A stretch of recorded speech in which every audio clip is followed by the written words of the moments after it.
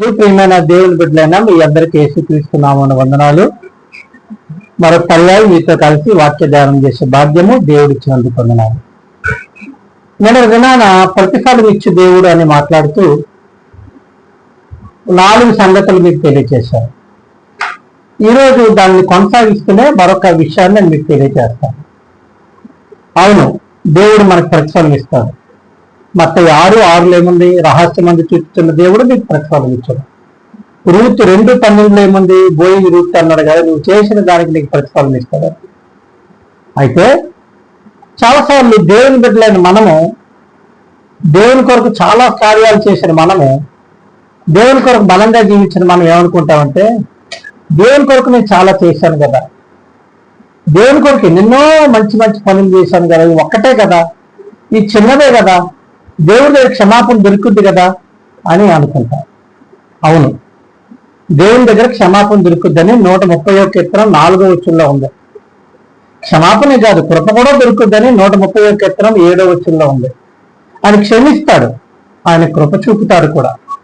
అయితే ఆయన మనం చేసిన దానికి ప్రతిఫలం కూడా ఇస్తాడని మాకు ఎట్టి పరిస్థితుల్లో మర్చిపోకండి. ఉదాహరణకు 3 సంగతులు మీకు చెప్తాను. ఒకటి, దావీదు దేవుని కొరకు హృదయానుసారుడు, నా ఇష్టానుసారుడు అని మనం చదువుతాం. దేవుని కొరకు నిలబడిన వాడు, దేవుని కొరకు సాక్షిగా నిలబడిన దేవుని బిడ్డ. ఎన్నో కార్యాలు దేవుని కొరకు ఘనమైన కార్యాలు చేశాడు. కానీ అంతటి భక్తుడి జీవితంలో కూడా 2 సమూయేలు 11వ అధ్యాయంలో బెత్షెబా విషయంలో జరిగిన సంగతి మీకు తెలుసు కదా. ఆమె సౌందర్యవతి ఉండుట చూచి ఆమెను ఎవరో ఎంక్వైరీ చేయించి తన రాజనగరిలోకి పిలిపించుకుని ఆమెతో సైనించి ఆమెను కాముగా ఇంటికి పంపించారు. ఇంకేం పర్వాలేదు అనుకున్న టైంలో బెత్షెబా దావీదు కబురు పెట్టింది, నేను గర్భవతిని అయ్యానని. వెంటనే దావీదు ఆందోళన పడి ఏం చేద్దాం అని తన భర్త ఊరియా మిలిటరీలో వార్లో ఉన్నాడు, యోవాబు సైన్యాధిపతిగా ఉంటే ఈ సైన్యంలో ఉన్నాడు. ఊరియాని కబురు పెట్టి అడగకుండానే సెలవులు ఇచ్చి నువ్వు ఇంటికి వెళ్ళిపో, నీ భార్యతో సుఖించు అంటాడు. అంటే కవర్ చేసుకుందామని. ఊరియా ఇంటికి వెళ్ళడు, బయట ఉంటాడు వరండాలోనే. పొద్దున దావీదు చూసి ఏం యూరియా ఇంటికి వెళ్ళలేదంటే, అయ్యా దేశంలో సైన్యమంతా యుద్ధంలో ఉండగా నేను వెళ్ళి నా భార్యతో సుఖించడానికి సమయమా, నేను నమ్మకమైన సేవకుడను, నీ సేవకుడను, అట్లాంటి పని చేయను అంటాడు. అర్థం కాదు దావీదుకి ఏం చేయాలో. దావీదు తనకున్న తెలివితేటలతో, తనకున్న అధికారం చేత ఏం చేశాడు? యోవాబు కబురు పెట్టాడు. యోవాబుకు ఊరియా ద్వారా ఒక ఉత్తరం రాసి పంపించాడు. ఏమనంటే, పాపం ఊరియా సైన్యం వెనకాలండి సైన్యకు అవసరమైన సప్లై చేసేవాడు. సప్లై కోర్ అంటారు వాళ్ళు మిలిటరీ భాషలో. కానీ ఊరియాను ఫ్రంట్ కోర్లో పెట్టించేశాడు.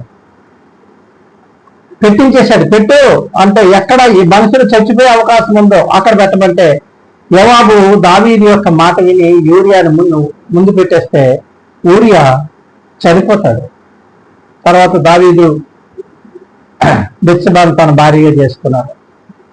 తనకున్న బలాన్ని బట్టి, తనకున్న అధికారాన్ని బట్టి, అవకాశాన్ని బట్టి ఆ పాపాన్ని కప్పుకొని కవర్ చేసుకొని వెళ్ళిపోయాడు. కానీ 2 సమూయేలు 11వ అధ్యాయం 27వ వచనంలో దేవుడు ఇలా అంటాడు దావీదుతో, నీవు చేసినది నా దృష్టికి దుష్కార్యము అంటూ నువ్వు రహస్యంగా పాపం చేశావు. నేనైతే నీ ఇంట్లో బహిరంగముగా పాపం జరిగేటట్టు అనుమతిస్తానన్నాడు. ఆ తర్వాత నాతాను 2 సమూయేలు 12వ అధ్యాయంలో నాతాను హెచ్చరించాడు దావీదుని. దావీదు పాపం ఒప్పుకున్నాడు, పాపాన్ని విడిచిపెట్టాడు. 51వ కీర్తన అప్పుడే రాశాడు. దేవుడు క్షమించాడు దావీదుని, కానీ ప్రియులరా ప్రతిఫలం ఇచ్చాడు. క్షమించాడు, ఆయన రాజ్యానికి అయితే వారసుడయ్యాడు. దేవుడు రాజ్యాన్ని పోగొట్టుకోలేదు, కానీ భూలోకంలో తనకు ప్రతిఫలం ఇచ్చాడు. ఎలాంటి ప్రతిఫలం ఇచ్చాడు?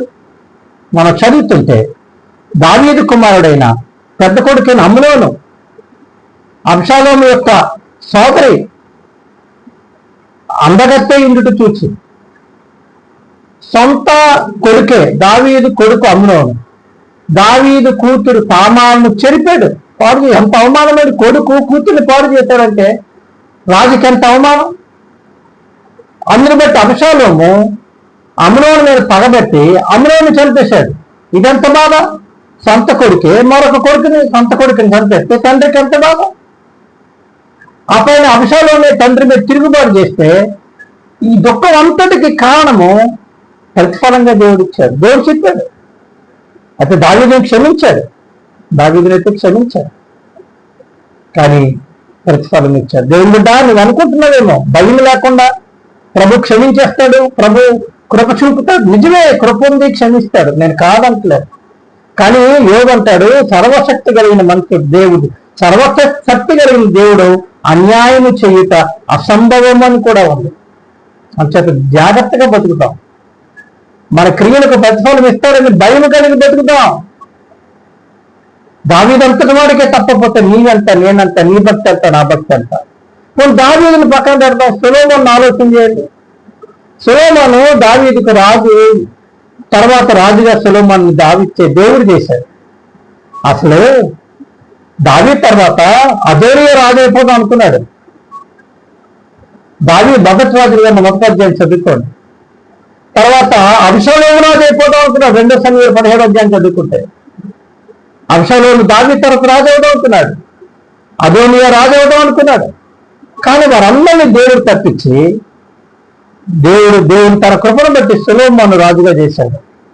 సొలొమోను కూడా మంచి పనులు చేశాడు.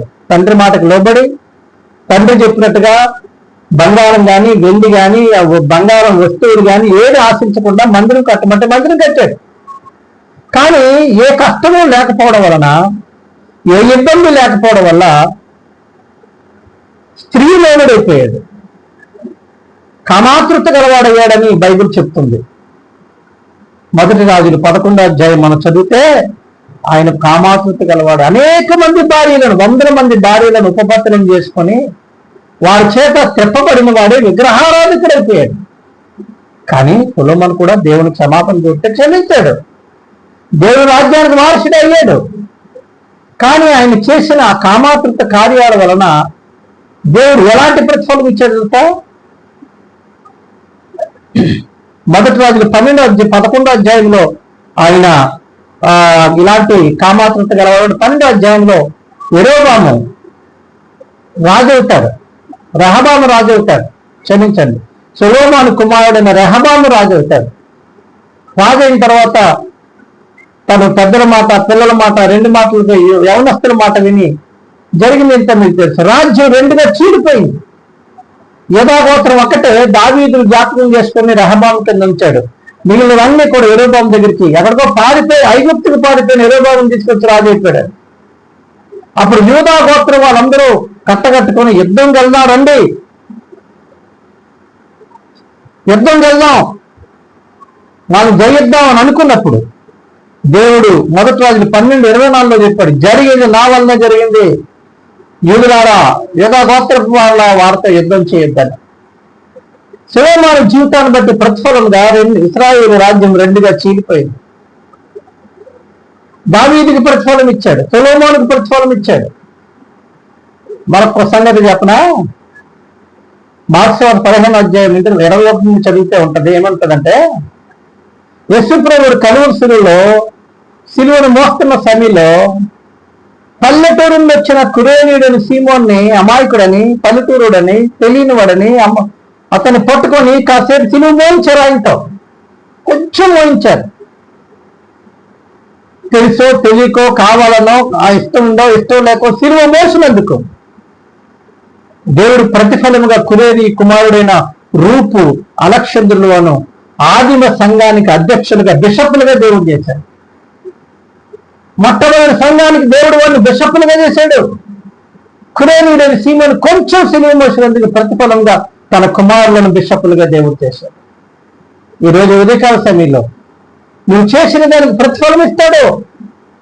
దేవుని యందు భయభక్తులు కలిగి, దేవుని యందు విశ్వాసం ఉంచి మనకు ప్రతిఫలం ఇస్తాను గుర్తెరిగి భయముతో, భక్తితో జీవితాన్ని కట్టుకుందాం.